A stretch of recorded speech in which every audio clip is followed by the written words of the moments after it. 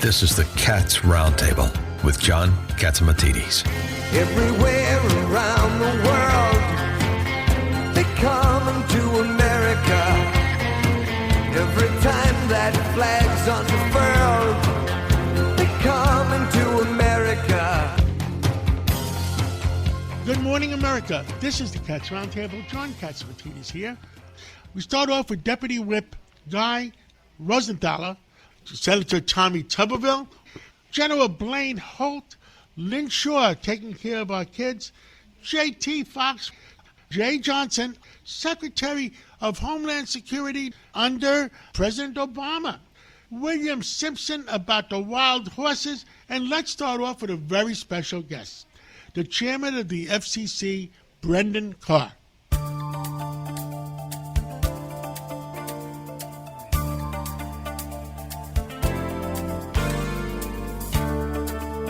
Well, we have a special guest. He is Brendan Carr. He's chairman of the Federal Communications Commission, the FCC, and he's making a lot of changes. That President Trump recognized him at a special White House meeting this week. Mr. Chairman, congratulations on the president recognizing you. Well, thanks much, and it's good to be with you. But it was a lot of fun spending time with the president. He was awarding the Commander-in-Chief trophy to Navy football, and had the chance to visit with him at the White House. He also signed an executive order that will protect the Army-Navy game and make sure there's not other broadcast college football games that are airing right on top of it. We want to preserve that Army-Navy game. It's America's game. It's a demonstration of America's spirit and the excellence of all of our service members, and so we're trying to protect that, and it was wonderful to visit with the president again. He's such an inspiration for all of us in government to work hard, go big, and keep pushing through. There's been so many challenges in the last 4, 5, 6 years, and one of them being with all the electric vehicles, they used it as an excuse to take out AM radio, which is part of FEMA and is a very valuable commodity to the American people. Where do you think we stand on that? This is a really important issue that I think has flown under the radar for too many people. As you know, AM radio is the lifeblood of so many communities all across this country. And as you pointed out, it's also part of our emergency response network. So we need to protect AM radio and make sure that signal continues to get out there. One issue that has arisen is that a lot of electronic vehicles, EVs, don't want to put AM radio in their vehicles. And at first, they were claiming that there'd be too much interference between the EV and its electronics and the AM radio signal, so you would just get static. Well, it turns out that there's very minimal shielding that you can put in place to make sure that AM radio continues to work in EVs. And so, as you noted, there's a big legislative effort in Congress to save AM radio by making sure that EVs continue to put it in there. And I think that's a great thing. There's a big, strong push for it in Congress. Senator Cruz, who's the chairman of the Commerce Committee, is pushing hard for it right now. And that would be a great win for so many communities if we can get that across the finish line.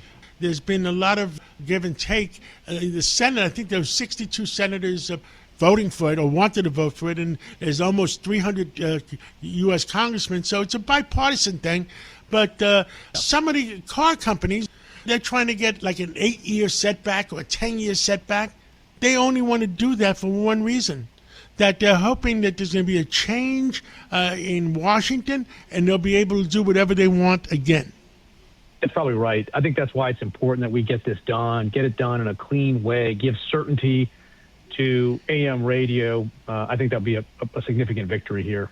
You've been doing some other things, especially in California. What is it called? Build America. Yeah, there's a number of things that are going on. We're running here at the FCC a Build America agenda. We are effectively trying to get internet infrastructure builds to get going in this country much faster.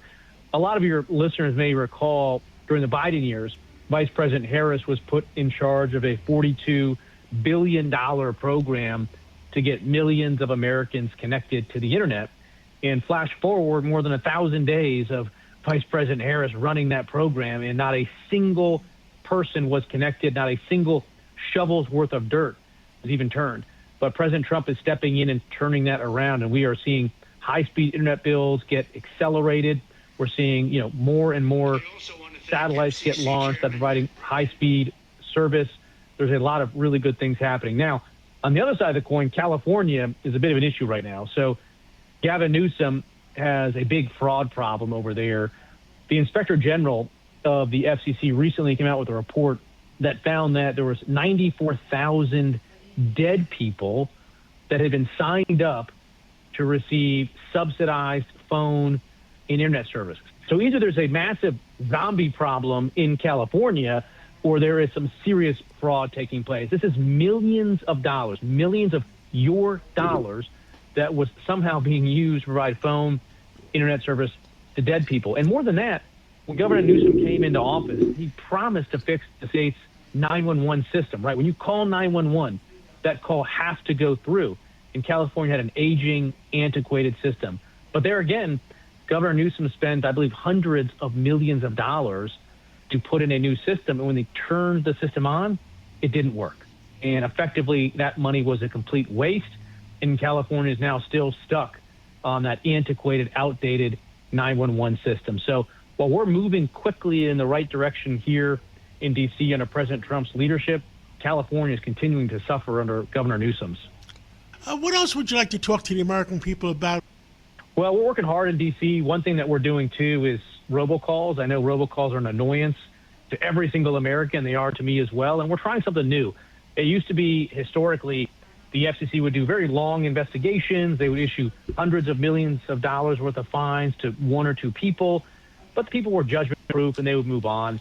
So we're trying something else, which is we're attacking the problem of robocalls at every single portion of the life cycle of the call. We're making it harder to get phone numbers. We're making it harder for them to interconnect to our networks. We're making it harder for them to stay with the ability to deliver traffic. And so we're really pouring a lot of resources into it. We're seeing some results. I know it's not an area where we're going to raise the mission accomplished flag or anything like that, but I can assure you that we are working hard to try to crack down on that issue.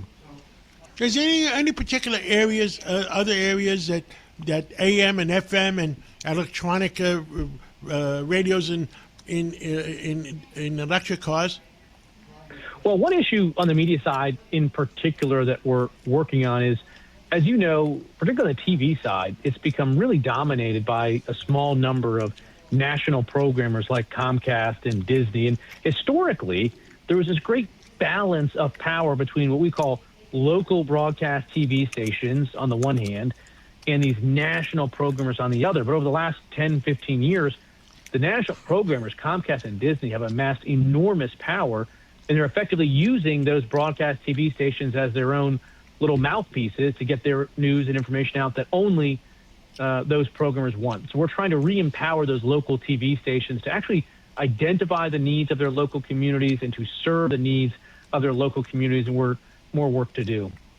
The other big item that happened last week, CBS News Radio, which has been around since 1927, all of a sudden announced that they're giving up their syndication, I guess, of their radio shows for news. I did see that. I think, yeah, as a general matter, I'm actually pretty pleased with the changes that we've seen taking place at CBS. You know, Barry Weiss, I think, is doing a pretty good job. She's at least shaking things up. If you look at Comcast and Disney, the ratings for their programs just continue to go down and down and down, and the trust in their programming is at an all-time low. There was a study out that showed that trust in legacy national media is now down to 9% in terms of the percentage of the American public that has a great deal of trust in that. And so something has to change. I'm glad that Barry Weiss is at least shaking things up and trying to do something different. And it's interesting to see who is attacking CBS when this entire industry is struggling.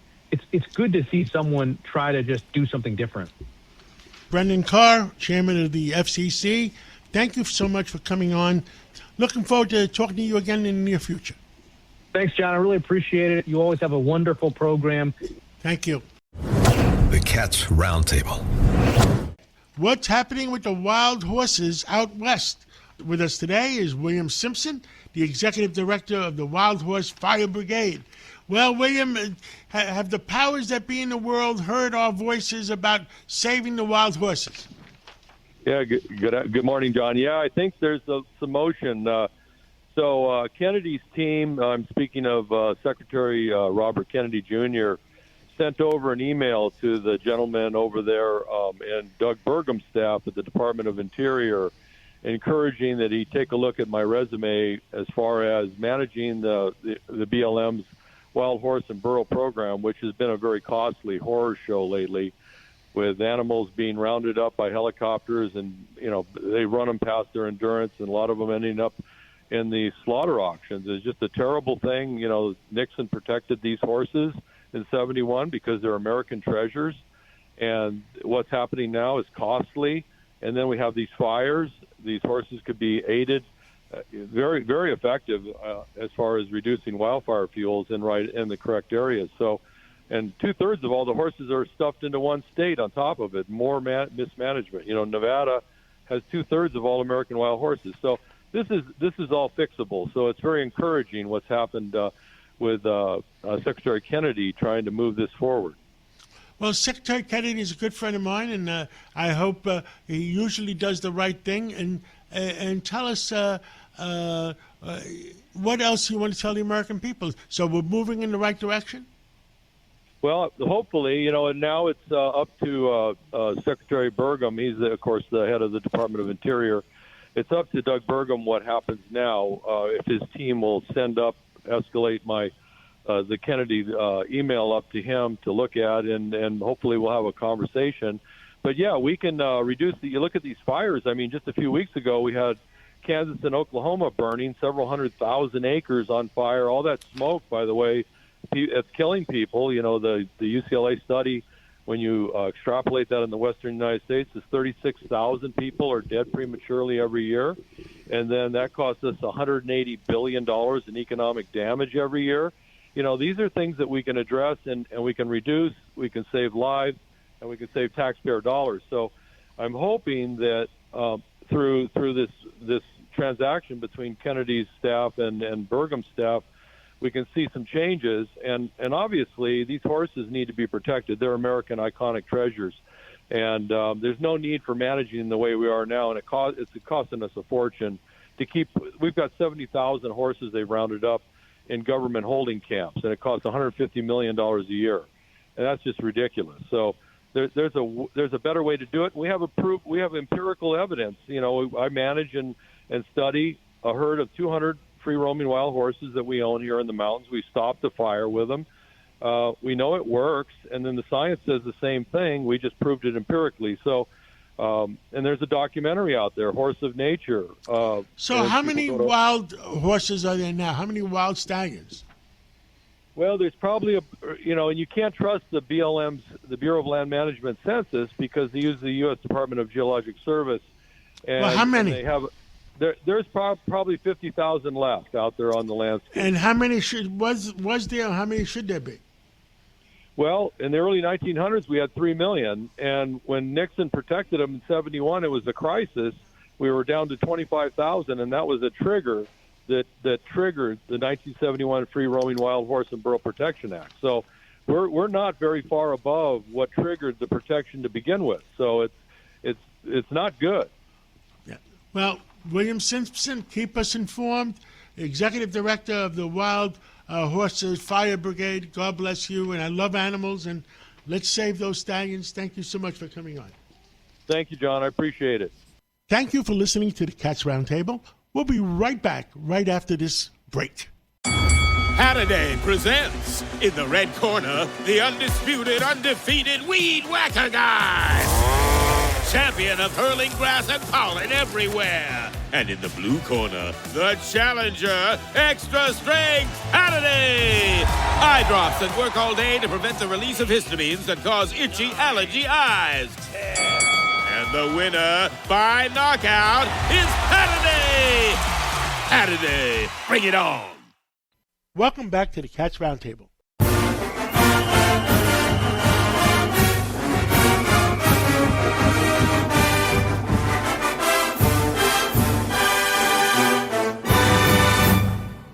With us today is Senator Thomas Tuberville. Well, Senator, give us your feelings about what's going on in America, and can we save America? Well, there's a lot of different ways we can save it. I don't know whether we got enough people that will stand up for it. And I'm not talking about just Democrats. I'm talking about some Republicans. We can't get on the same page. You know, we didn't pass the Save America Act this week. It's just unfortunate President Trump said it's the lifeline of this country. He's exactly right. I mean, we have got to have fair elections in this country because it's one of the things that people, especially in my state of Alabama, take pride in. And every time I talk to somebody, they go, Coach, is my voice and my vote don't count? Is it going to be canceled out by an illegal alien voting in another state? So it's just unfortunate the situation we're in. President Trump wants us to have some parameters of this voting, like the ID for voting. I mean, it's common sense, you know, photo ID, but we just can't seem to get on the same page. It's something that if we don't get done, John, then we're going to have a tough time ever saving federal government in this country because people have no confidence in what's going on here in Washington, D.C. The Constitution says United States citizens have the right to vote, not foreigners in a federal election especially. Exactly. And here it is, John. We've had, 2 elections, I think now, presidential elections, and the voting irregularities are still rampant, and nobody pays a price for it. We don't have a justice system in this country that makes people pay the price for breaking the law. If we don't start doing that, you don't have a country if you don't have law and order. You know what I don't understand, Senator? It's the fact that some of these judges, right now, they're taking criminals that shouldn't be let out, letting them out, and these criminals go out and kill people. Shouldn't a federal judge be responsible if a person he let out went out and killed somebody? 100%. I mean, we have our justice system in a lot of areas, not all, a lot of areas, especially the judicial area where you have judges that sometimes have lifetime jobs. They break more laws than the criminals do. And, you know, right now, I haven't filed my lawsuit yet, but I will in the future, where a federal judge, Boasberg, allowed Jack Smith to tap my phones as a United States senator. I mean, it makes no sense. They had no right to do that. I'd not broken any laws. All they were doing was searching for information on my and your friend, Donald J. Trump. If being a friend with Donald Trump is unlawful, and people are able to get subpoenas to subpoena all my records, then something's wrong with this country. I heard that, didn't they also, the Speaker of the House, didn't they tap his phone too? Yeah, Speaker of the House, Susie Wiles, Chief of Staff, Kash Patel, FBI Director. Now, he wasn't the director at that time, but basically what they did, John, is they went after all of our phones of people that were help President Trump in a campaign, which is what we do. He was our Republican candidate, and, they broke the law going after us, and now, they're going to pay the price for it. Two sets of rules in our country. Let's go backwards. Roger Stone, they put him in jail. What the heck did he do? They put Navarro, Peter Navarro, in jail. What the heck did he do? And how come if you're a Republican, you go to jail, and if you're a Democrat, you don't go to jail? What happened to equal justice for all?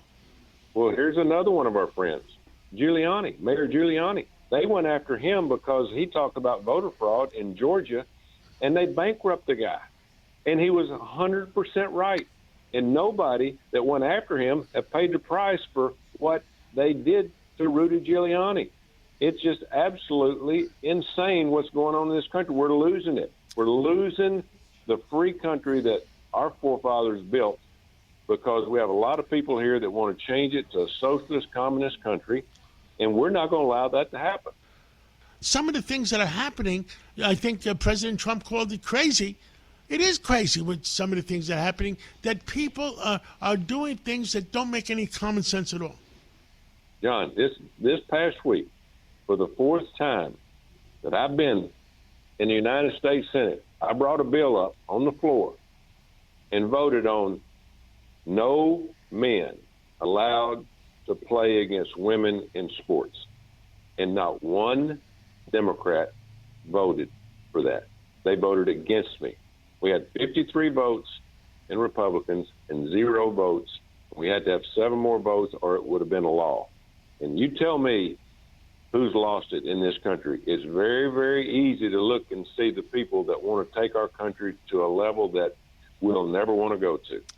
And for the last month or so, we weren't allowed to pay the TSA workers at the airports. They're starving to death because they're quitting and trying to get other jobs. Now, let me ask you a question. Every time I buy an airplane ticket, that $5.40 or $5.60 of that ticket that I paid for is for TSA. Where is that money? Why can't that money go to pay the people? I've asked the same thing. It's a surcharge, and I think most of that goes to the airports for facilities and things like that. They depend on the federal government and the taxpayers to pay the salaries. You know, I've been for this all along. I've been for privatizing TSA. The federal government doesn't need to be in that. And if you privatize it, number one, it would be much better. Number two, you wouldn't be able to shut it down through the federal government. The Democrats wouldn't be able to manipulate their way through this.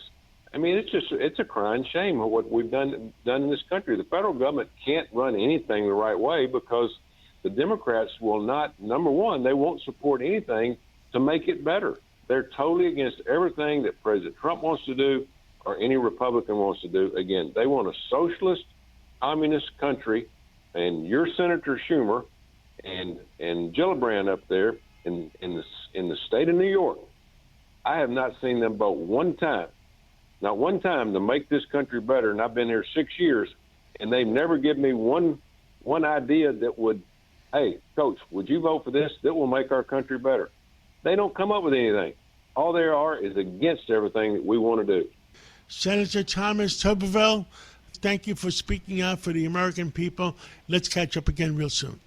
Thank you, John. God bless. God bless you. The Cats Roundtable. Joining us again today, Congressman Guy Roundtable from Pennsylvania, and he is the deputy whip of the Republican Party in the Congress.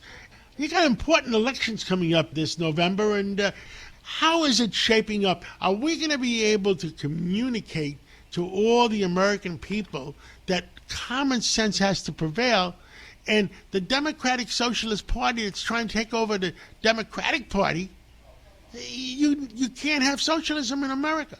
What you got to look at with this with this election cycle is even though the president isn't on the top of the ticket, it's imperative for us to prosecute the case to the American people that the presidency, the Trump administration, is on the ballot. And what I mean by that is this. Even though the president is not running for election, if we lose the House and Hakeem Jeffries comes in as the speaker, what we're going to see is 2 years of pointless investigations. They're going to impeach the president every other Tuesday just for the fun of it. They're going to go after the cabinet, and they're really going to try to disrupt the administration and stop the MAGA agenda and the MAGA movement in its tracks. So what we've got to do is we've got to convince our base and our low propensity voters, frankly, people that would usually only come out in a presidential year, that they've got to come out this year because it's just as important as it was 2 years ago to get Trump back in the White House.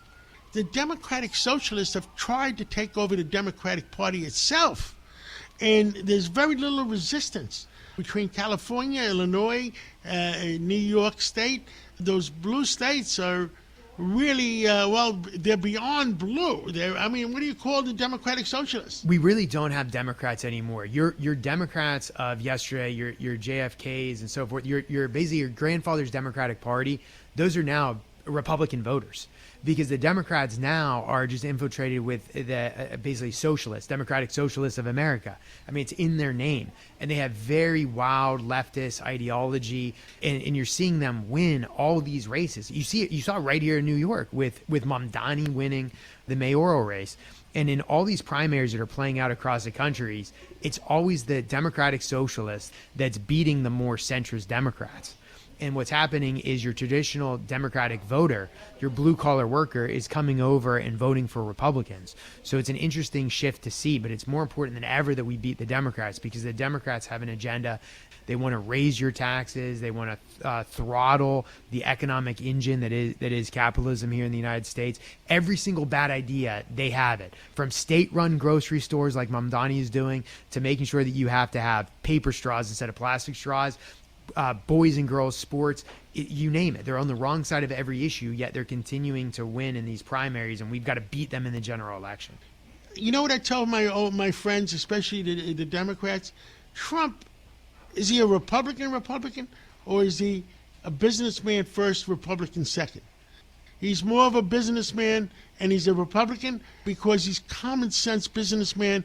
A common sense businessman is a Republican too. Yes. You know, I said to him when I talked to him a couple weeks ago, I said, can we make America drug-free? I can't understand why this Democratic Party, they're bringing in drugs to kill our kids. Why are they opposed to knocking out those drug boats? Well, I think there's a knee-jerk reaction on the left from the Democrats to just oppose anything the United States military does, to oppose anything the president does. In terms of fentanyl deaths, let's call this for what it is. This is warfare by the CCP, the Chinese Communist Party, against us. They see getting fentanyl into the United States as twofold. One, they view it as some kind of revenge for the opium wars of yesterday that the Brits led. Okay? And I know that because I've been to China. I've talked to Chinese officials and leaders, and they will tell you about the opium war and how fentanyl is kind of just something we've got to deal with now, that it's kind of our turn. But there's also a point of fentanyl killing military-age men, particularly in Appalachia and the rural South. And they view it as a way to just thin our ranks. I hate to be blunt about it, but it's true. And the Democrats will prioritize the open borders. They like the chaos. They like illegal immigrants flooding across the border. And they're really apathetic to the fentanyl deaths that you're seeing with wide swaths of America. And just getting back to the illegal immigrants coming across, there were many reasons why the Democrats allowed this to take place. But one very obvious reason is they ultimately want to count the illegal immigrants in the next census and expand Democratic representation in the House. And if they could, they want the illegal immigrants to vote to make, because they assume the illegal immigrants are going to vote Democrat. And if you think that's crazy, go to Washington, D.C. You don't have to be a citizen in Washington, D.C. to vote in their local elections. In other places, like I think New York City is like that too. So they want to expand the vote to illegal immigrants. Yeah, but for federal elections, you have to be a U.S. citizen, and that's why we're trying to pass that bill. And President Trump has to put his foot down on that, because you can't allow non-citizens to vote in federal elections. Exactly, and that's the Save America Act, and we're working on that. The House has passed it. We're waiting for the Senate to pass it. The issue in the Senate is they can't get 60 votes to pass it. So you're left with the question of, can we block Senate bills in the House? And there's certainly a lot of Republicans that are doing that now. There's a letter that's being drafted in the works. We've got people positioning to do that. Or if you're in the Senate, do you get rid of the filibuster to pass the Save America Act? What do you do? I don't know. That's a Senate problem, but we need to pass Save America Act, because you need to make sure that it's an American citizen that's voting in the election. You need to make sure you have voter ID. And this is very popular with the Republican base. But John, you know what? It's really popular with the Democratic base. It polls with Democrats like 70%. Congressman Guy Roundtable, Deputy Whip of the Republican Congress, thank you so much for coming on. Thanks for having me on. Always appreciate it. Thank you for listening to the Cats Roundtable. We'll be right back right after this break. Welcome back to the Cats Roundtable. If you ever miss a segment or want to hear it again, go to WABCRadio.com, go to podcasts, go to minicast, and play back your favorite segment.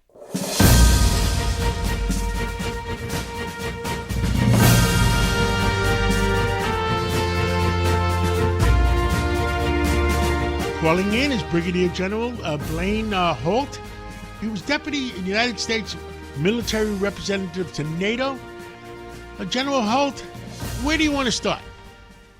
Well, thanks for having me. Listen, operationally, this is going so well, and we should all be very proud, first and foremost, of our men and women in uniform who are just executing the mission quite flawlessly. And making it look easy, but it's anything but. And so we start right there. But then we get right to the strategic level. And what are the president's objectives right now? Well, the first thing, first and foremost, for many reasons, is you got to get these straits open and you got to get shipping going. And I think we're on that path. This is another area where we're waiting with bated breath because we've got very big concerns, not just about oil costs and fuel costs, but about fertilizer and food and electronics, a lot of things there in the Gulf. But then the third one is we can't let this regime stand. We can't let bloodthirsty murderers and terrorists have a revenge case for us for the next 30 generations. So we really do have to aid and abet this revolution of these burgeoning revolutionaries in Iran who want to take back their nation, and we should welcome them into the nation. Those things are achievable. They're going to be achievable in weeks and maybe a month, but not years. This is not going to be something where we look at Iraq and Afghanistan and it's a never-ending proposition, in my view. I guess the big item is the Strait of Hormuz. Can we make everybody feel safe? What's going to happen with Hezbollah? Hamas looks defeated. The Houthis, are they behaving themselves?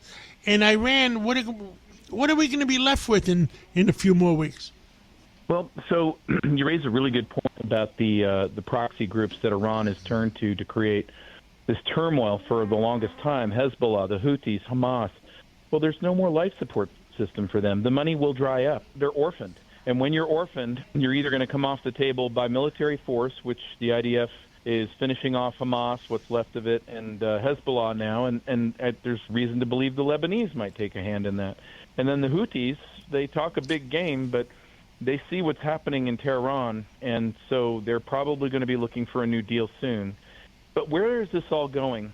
It's all going to a place of incredible opportunity on the other side because the president doesn't see the status quo. The president sees a place called the Abraham Accords, a demilitarized foreign policy based on multitudes of religions and traditions and ethnicities working together where they do have alignment, and that is in commerce. And there is a lot of commerce to be had there in the Middle East, as you well know.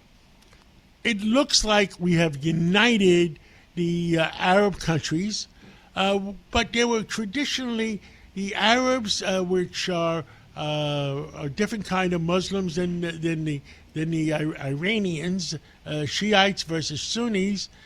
Can the Arabs unite with Israel and the United States and get rid of the terrorism that the Iranian government was pursuing? They absolutely can, and they're on that track now. The Arab states just this last week got a good dose of what it looks like when Iran throws missiles in your direction, and they're really unified now, and they're unified with the United States because they have a lot to protect. But getting back to the different sects of Islam, you have in the mullahs and the Ayatollah of Iran, the Shia sect, which the Ayatollahs have always believed in this thing where more chaos creates this thing called their own Messiah, the 12th Imam, to come back. But here's the good news. The good news is that group is only 10% or less of the Iranian diaspora. They are effectively hijacked and have been since 1979. The Iranians will represent themselves as a predominantly Zoroastrian country, Christian, Buddhist. The Kurdish have a big population there. And so what you'll see is a multicultural society come through if they get our help, and they'll be good for everybody because the engineering, the mathematics, everything in that nation portends a nation that can really come out strong and make a big difference, but a friend to all, enemy of none. It seemed like the Iranians were the troublemakers in creating trouble with the Hezbollah and the Hamases and the Houthis. Once we settle that down, we should have a peaceful country, a peaceful world. I think you're on a great vector, but let's do a quick autopsy and go to where the origins of this are. In 1952, the British impaneled the Shah. The Shah eventually didn't play ball with British Petroleum, and then here comes in 1979 the British and French concoction called Ayatollah Khomeini, and then you have that revolution, which is really aided and abetted by those Western countries. Then we get to this new place where we're at now. So what we don't want to see, and what I think the president is very attuned to when he looks at things like Lloyd's of London pushing back, Keir Starmer not letting us use our basing, NATO dragging its heels, He's not about to let Iran fall into sectarian violence and balkanization. That would be a disaster. And we're going to make sure that all the other entities and tentacles with leverage points and agendas are not a part of that as we look to safeguard this victory that the president has us and the world community onto. Anything else you want to tell the American people? Stock up on some food. We might see some turbulence in the days ahead with supply chains out of the loss of some of these fertilizers and urea products for our trucking. But listen, take heart, because on the other side of this thing, we're going to resolve this, and there's going to be a massive amount of opportunity on the other side. Good days ahead. I agree with you, and what I tell people, buy the equities, buy the stocks, and guaranteed that the oil will be cheaper in the next 60 days. And thank you so much for coming on, General. Oh, thank you so much, my friend. The Cats Roundtable. Calling in now, J.T. Fox, a Canadian-American businessman. He's a real estate investor. He's also in AI. Well, J.T. Fox, what the heck is going on with you? As you know, last time I called you, I was in Australia, and then I was in Dubai, the UAE, and I was on your show from there. And all of a sudden, the world shut down with this war. I've been talking to a lot of friends over there. A lot of people do business, and there's some concerns that could be affecting here in the United States and in New York. And I don't know if you know this, John, but there's about $2 trillion on the table that's at risk. All these sovereign funds are holding real estate, treasury, tech, and they could pull out and they would feel the money. And this is what's continuing. So it's the equivalent, John, that you're my friend and I like you a lot and we're working together. And all of a sudden you start doing some stuff that I don't really disagree with, and that's fine. But when it starts affecting my money, then I'm trouble. And I don't know if you know this, John, but every minute that the UAE airports, the Dubai airport is not working, they lose $750 million per minute. That's how much money there is. And their economy is blooming. There's no tourism, which is about 90% of the economy. And so this is really affecting this. And that means that's going to be less money for them to invest in real estate in New York City. I mean, a large part of the boom that's happened in New York the last 5 years was fueled by people in the Middle East. They're holding back. They can't even get out of the place. So there's a really big threat. And the AI boom, which has been fueled by Middle East companies investing into AI, data center, NVIDIA, lots of companies in New York City. So I think we're going to feel the pain. And the longer this goes, if they start pulling their money out, then a lot of people are having blank checks in the Middle East. And I don't know if that's going to continue going because they're really hurting down there and they're really getting mad. If you look at the big picture, the fact is that without terrorism and without Iran, someday, if they had nuclear weapons, was looking to conquer the Arab empire, because you can't believe anything that they were saying.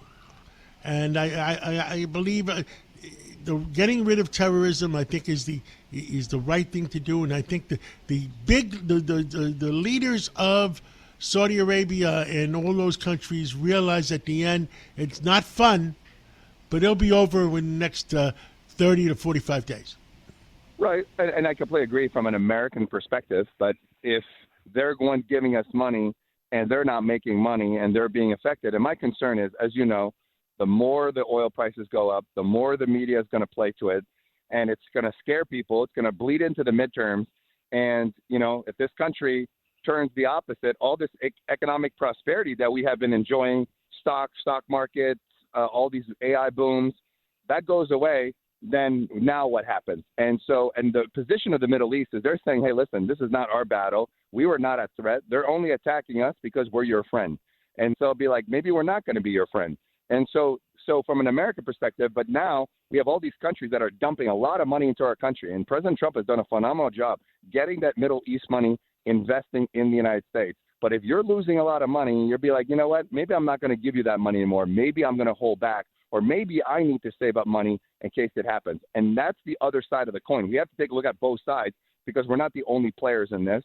We're not getting the cooperation from everyone to protect this. So people are like, well, you know what, you're on your own. You go protect. So, it's kind of us versus the world right now with very few support. And yes, it is a bad thing. And a lot of people have been affected by this. And a lot of women did not have the rights. But unfortunately, most Americans, they don't even know where Iran is on a map. And if you give them a map, they don't know. The Europeans, they got decimated in World War II because they believed Hitler. And now... But here's the thing, too. Are they going to tell us what the threat was specifically, right? And listen, I'm all in favor. The president does what he does, and I'll be supporting the president. But in Iraq, they went in and didn't tell the American people what the proof was, and the proof was wrong. Are we going to get the exact proof? It was wrong. It was wrong for President Bush to go into Iraq because he was getting even for his father versus where the real problem was that the people who attacked the World Trade Center, I believe, was in Afghanistan or Pakistan. You have to take a look at it from the American people. And I talked to a lot of people. You talk to a lot of people, and they're all asking themselves, how's this America first, right? We have a lot of problems. I'm in Chicago. I'm staring at homelessness. You see a lot of things in your streets, too. There's a lot of things that are happening, and everyone was talking about Somalia fraud, which is obviously a huge issue, but I think we spent already more in the war since we started than the entire Somalia fraud by far. And I think that's the concern. As you know, the longer it goes, the worse it becomes. It has to go over quickly, and the question is, when is it over, right? When is it officially over? Because they don't seem to be backing down, and they're only attacking the other Arab countries so they can get media press, so that we can talk about it. If they weren't attacking it, nobody would care. But now they're attacking friends of ours, people that support us, and that's my concern. The longer this goes, the more people will turn. People have no patience, John. You know, everybody wants world peace and a betterment as long as it doesn't affect their pocketbook. And now, look at the price of gas. It's already, people are like, hey, I'm spending a lot of money. JT Fox, thank you for calling in, and me and you will talk again real soon. I appreciate you, John. Thank you. Thank you for listening to the Cats Roundtable. We'll be right back right after this break. Welcome back to the Cats Roundtable.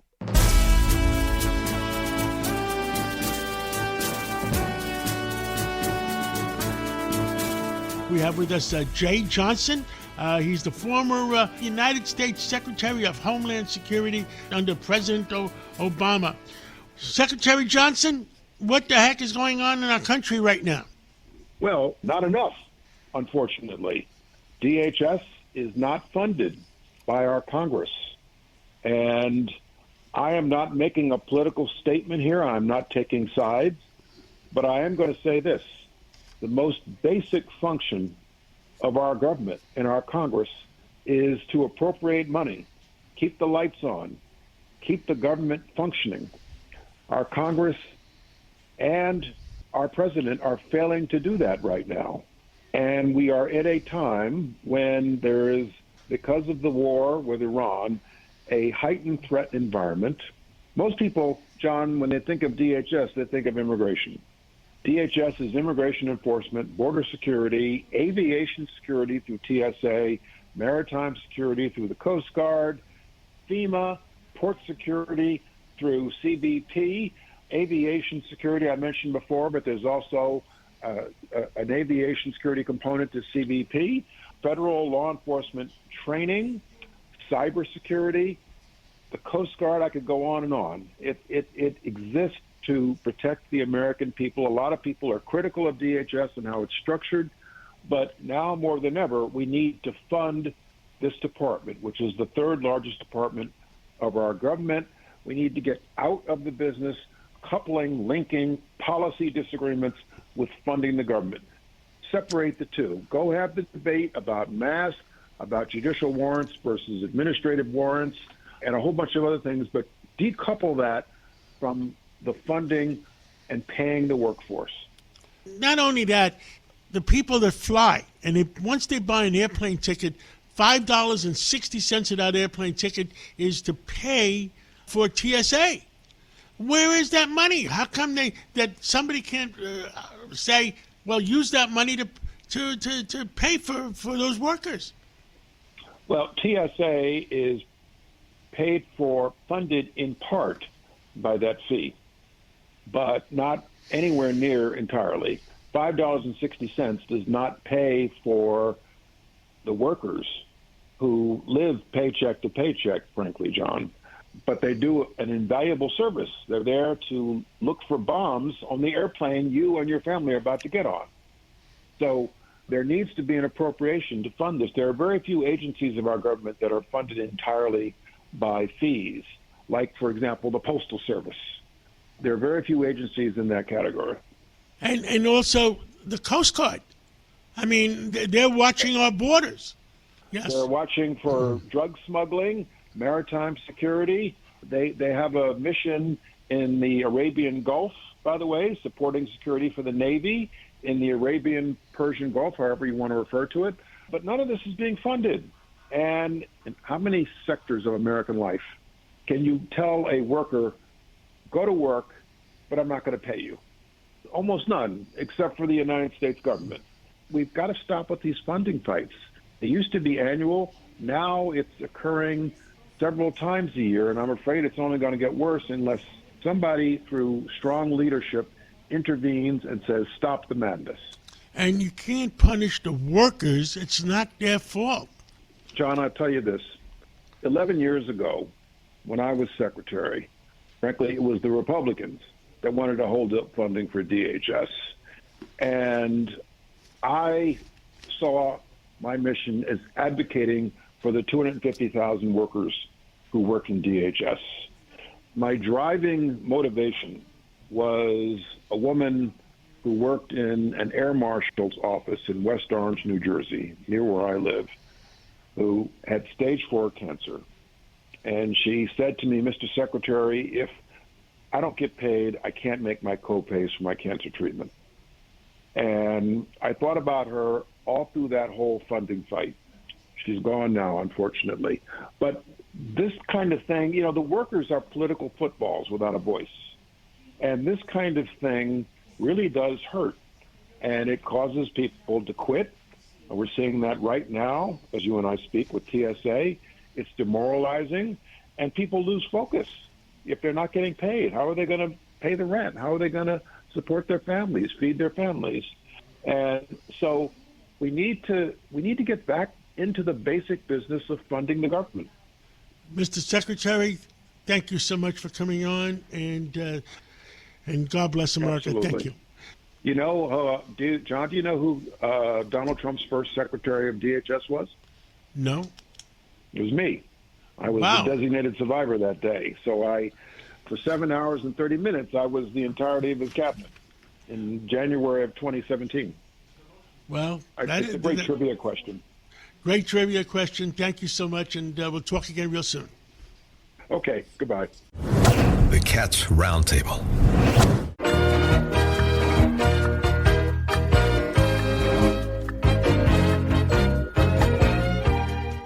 With us like every Sunday, Lynn Shaw. How do we take care of our kids? How do we watch our kids? Tell us, are Americans getting the word that we have to pay extra attention to make sure our kids grow up the right way? We're going to have a bit of a tutorial today because you can't just, throw these things out at the public and just let it go. We got to keep going back, remind them, kind of brainwash them. All of this is happening and steps to take to keep the kids safe. Now, I'm going to say today there is a war for our children's screens. Everybody knows what that means. The phones, the computers, the laptops, the Chromebooks, the gaming. Everybody seems to forget about gaming, which primarily boys are on, okay? But I want everybody to wake up America. First of all, no legislation, let's be honest here, no legislation can replace parental involvement in your child's screen life. It's going to become something like you get up, you brush your teeth, you eat, you go to school, you go to work, you go to bed. You got to check your kids' screen time and their devices and talk to them. I don't care if it's 5, 10 minutes a day. It's got to become part of the daily routine. We're sounding an alarm. Let me give you some stats. So human trafficking, I just got a new report in. This is a global report, but over $530 billion was made, from human trafficking last year. Now, that's what we know about. So remember, if that's what we know about, the numbers are always higher. That's worldwide. But this is the important thing also. Every year, approximately 22 to 25%, it increases. Okay, these are 2025 stats. Now, the fastest growing trend is forced criminality, meaning kids are forced into criminal activities. And there's money to be made, so what happens? They go where they can make the money, the criminals, the predators, and that's online. And that's where our kids are. So I want to, kids aren't to blame. They've grown up in the digital bubble. They're growing up with technology. They're growing up inside it. The phones, right? The private messaging systems, the DMs. not the playgrounds like we did, but spending hours a day. We always talk about this online. But behind many of these apps are these predators, these scammers, and these criminal networks. Again, the bottom line is they make money, they exploit, and we're handing them our kids. But I want to focus in today on Roblox. Roblox is one of the biggest.